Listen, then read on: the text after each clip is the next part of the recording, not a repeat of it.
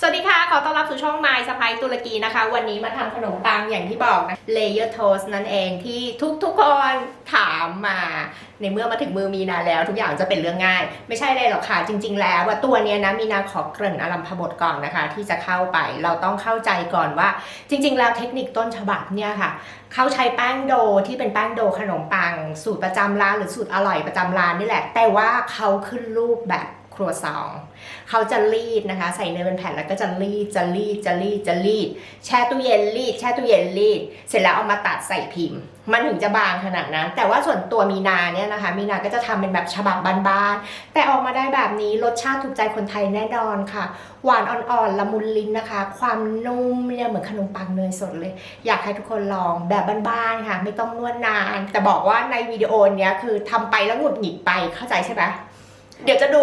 มันจะมีความขำในวิดีโอถ้าใครเป็น FC มีนาจะหาว่ามีนาพูดมาก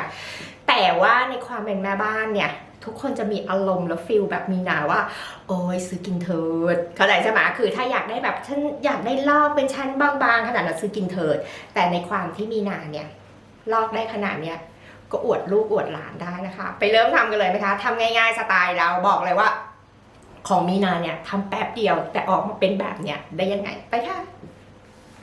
ก่อนไปนะจ๊ะฝากกดไลค์กดแชร์กดติดตามให้ก่อนนะคะ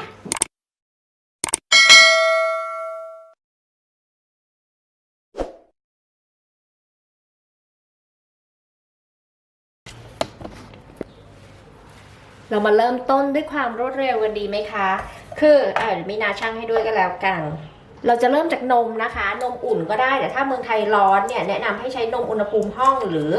นมเอาออกมาจากตู้เย็นอย่าทำเยอะเดี๋ยวกินไม่ทันนมนะคะครึ่งถ้วยตวงนะคะประมาณ122 ml ตัวนี้น้ำตาลทรายค่ะเห็นช้อนโต๊ะเราไหมช้อนโต๊ะบ้านเราอะตักไปค่ะ1 2มีนาอยากได้รสชาติเลยค่ะ2 ช้อนโต๊ะนะคะประมาณ30 กรัมแล้วก็ยีสต์ค่ะยีสต์เนี่ย1 ช้อนชาเนาะแค่นี้แหละ1 ช้อนชาตีเป็นกรัมไม่ได้มันไม่ขึ้นกรัมให้เสร็จแล้วจ้ะเสร็จแล้วจะคนทุกอย่างให้เข้ากันนะคะแค่นี้เองคนให้น้ำตาลเขาละลายหน่อยนึงเรียบร้อยคราวนี้เราจะมาใช้ไข่นะคะถ้าทุกคนเห็นว่ามินาจะมีไข่อยู่ใบหนึ่งไข่เนี่ยนะคะอุณหภูมิห้องเลยค่ะเบอร์ 2แต่มินาจะใช้แค่ครึ่งเดียวอีกครึ่งนึงเราไปทอดไข่เจียวตีไข่แท้ไข่ใช้โยเกิร์ตได้ค่ะแต่ต้องเป็นกรีกโยเกิร์ตนะคะเป็นโยลินดาหรือแบงแกเรียก็ได้นะคะทดตามน้ำหนักไข่เลยค่ะจริงๆแล้ววินาจะไม่ชั่งให้นะไข่ครึ่งฟองก็เทกะลงไปเลยครึ่งฟองเนี่ยเทลงไปกรึบหนึ่งประมาณ28 กรัมเห็นไหมมันเหลืออยู่หน่อยนึงเอาไปตีกันง่ายไหมง่ายนิดเดียวแป้งค่ะมีนาใช้แป้งสาลีอเนกประสงค์หรือแป้งขนมปังก็ได้ใส่ลงไปก่อน1 ถ้วยตวงนะคะแล้วก็ใส่เกลือลงไปค่ะครึ่งช้อนชาเรียบร้อยตัวนี้นะจะนวดหน่อยนึงนะแต่จะใช้เทคนิคการนวด2 ครั้งพยายามนวด2 ครั้งแบบนี้นะนวดมือนะเดี๋ยวจะทำให้ดูนี่คือเทคนิคแม่บ้านนะคะเห็นไหมคะว่าตัวเนี้ยเราก็แค่จะรวบให้เขาเข้ากันสามารถเติมแป้งได้เรื่อยๆค่ะเราจะใส่เนยนะคะไปประมาณ1 ช้อนโต๊ะนะคะเนยอุณหภูมิห้องนี่แหละค่ะไม่ใช่เนยละลายนะเสร็จแล้วเราก็จะนวดเขาแป้งแฉะสะเทือนใจเลยมันไม่ใช่แนวเราใช่ไหมไม่ใช่ค่ะจกแป้งเติมเข้าไปค่ะแป้งนะคะอย่าลืมนะเดี๋ยวสรุปแป้งให้แล้วกัน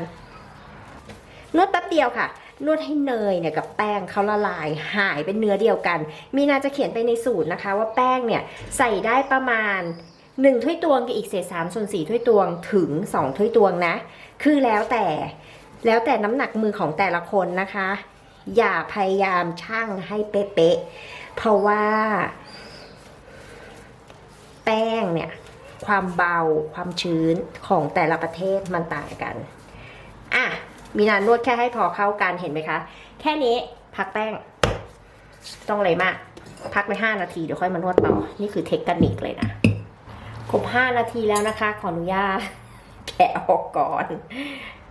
เดี๋ยวแอดมินจะดุเอาว่าคุณมีนาตอนนวดแป้งอย่าใส่เครื่องประดับนะคะอ่ะ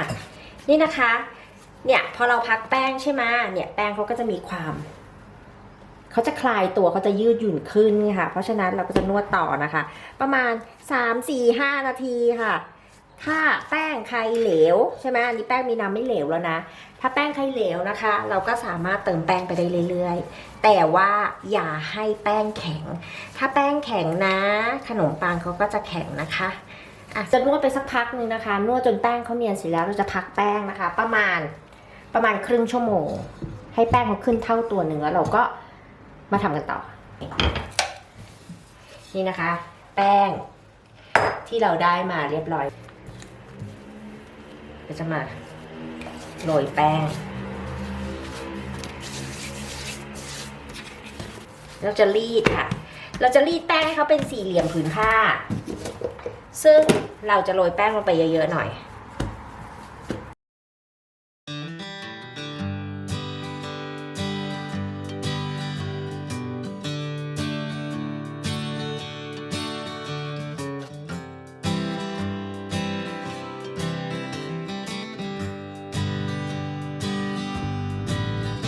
เนยค่ะเป็นแบบนี้นะอุณหภูมิห้องแต่ว่าไม่เหลวเป็นน้ำนะคะใส่ลงไปค่ะจะทาก็ได้ไม่ว่ากันมีนาใช้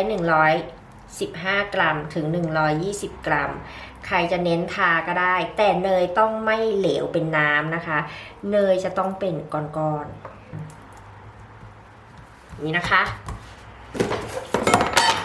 เอาแป้งเนี่ยค่ะแป้งสาลีอเนกประสงค์นะคะโรยค่ะโรยหรือแป้งขนมปังก็ได้โรยลงไปค่ะ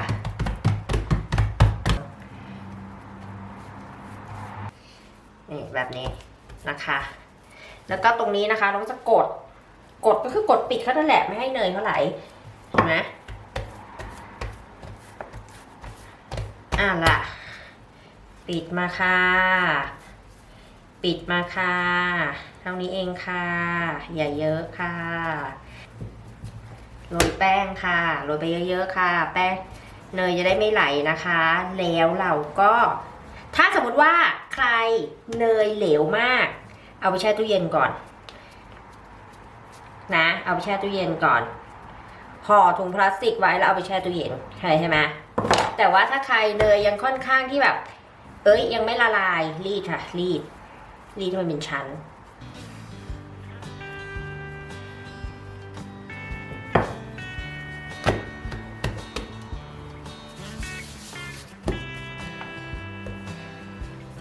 มีนาทำแบบบ้านๆนะพับค่ะพับเข้ามาค่ะเนยมีนาเริ่มละลายแล้วนะเพราะฉะนั้นมีนาจะห่อตัวพลาสติกนะคะแล้วเอาไปแช่ตู้เย็นค่ะช่องธรรมดาหรือช่องฟรีซก็ได้ประมาณ20 นาทีถึง1 ชั่วโมงได้เลยเอาให้เนยเขาแบบว่าแข็งตัวถ้าเนยเอาออกมาแล้วแบบเนยยังนิ่มเนยยังไม่แข็งตัวใช้ไม่ได้นะคะเดี๋ยวมันนี่เอาไปแช่ตู้เย็นค่ะ10 นาที20 นาที30 นาทีได้หมดนะจ๊ะแค่จับไปดูก็จะรู้ค่ะว่าแป้งเขาแข็งตัวไหมหรือเนยเขาแข็งตัวไหมหรือไปแช่ช่องฟรีซก็ได้ง่ายมีนาไปแช่ตู้เย็นมานะคะมีนาแช่ช่องฟรีซมานั่นแหละ20 นาทีมันก็จะแข็งๆหน่อยแบบนี้ถ้าแช่ช่องธรรมดาน่าจะเป็นชั่วโมงอยู่เดี๋ยวเราจะโรยแป้งนะคะตัวนี้มีนาบอกเลยนะทำกินเถอะทำกินน่ะแล้วมันจะทำได้ทำขายเนี่ยถ้าใครมีเครื่องรีดครัวซองนะคะอันนั้นน่าทำขายได้สบายนะใครทำครัวซองเก่งๆนะคะรีดค่ะมันจะเป็นชั้นนั่นแหละแล้วเดี๋ยวเรามาตัดเท่านั้นเอง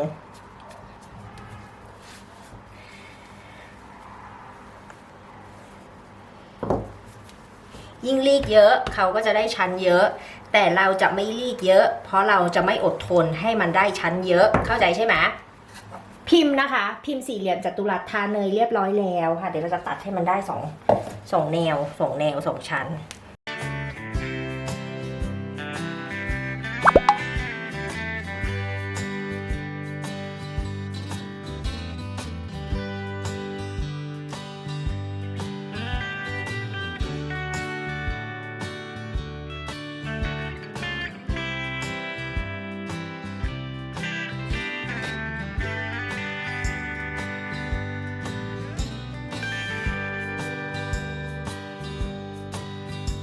ทาเนยนะคะ เอาด้านไม่สวยทาเนยโรยแป้งนิดนึงค่ะแล้วก็เอาด้านไม่สวยด้วยกันนี่แหละค่ะประกบเอาด้านสวยๆขึ้นเท่านี้เองค่ะใส่ลงไปในพิมพ์ได้เลยนะคะ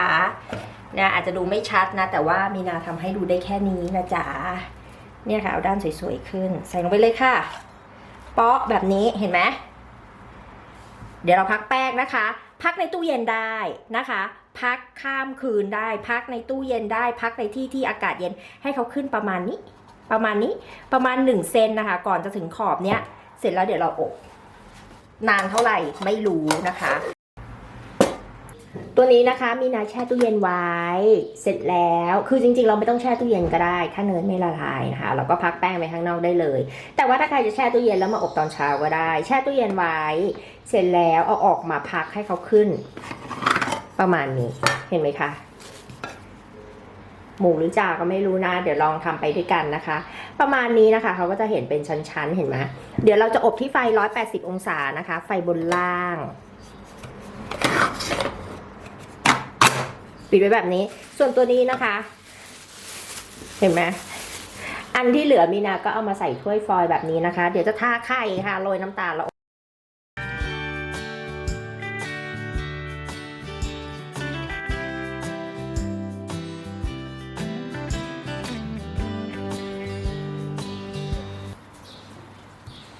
มีนาอบออกมาประมาณ25นะคะถึง30นาทีนะ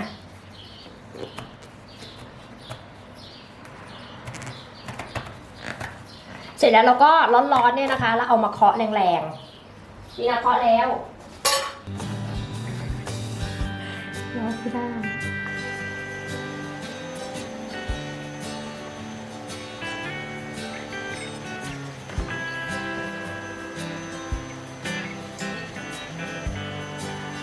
เห็นไหมคะนุ่มๆว้ายตายแล้วไม่คิดเลยว่าตัวเองจะเก่งขนาดนี้ กดไลค์กดแชร์แล้วกดติดตามให้ด้วยนะเจี๊ยที่รักทั้งหลายมาค่ะในตำนานเรียบร้อยคือความยืด